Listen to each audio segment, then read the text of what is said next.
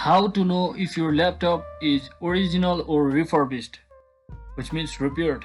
So hello guys, welcome back to my YouTube channel. In this video I'll be showing you how you can easily find out that if your laptop is original or refurbished.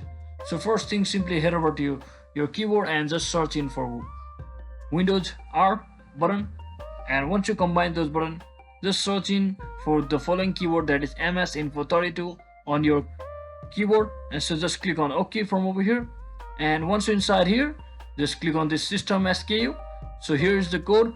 So if you see any code like all the digits are 00 or like say 0 with 78, like particular code with the combining of letters and characters, it's fine.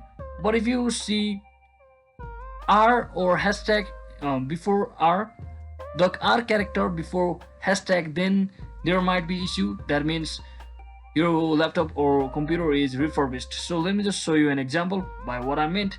So as you can see on my screen, in this particular computer's screen, that it has SKU with the hashtag C.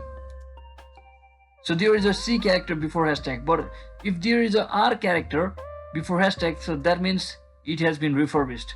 So hope this video was helpful guys. If it was, don't forget to like and subscribe to the channel. See you on the next one.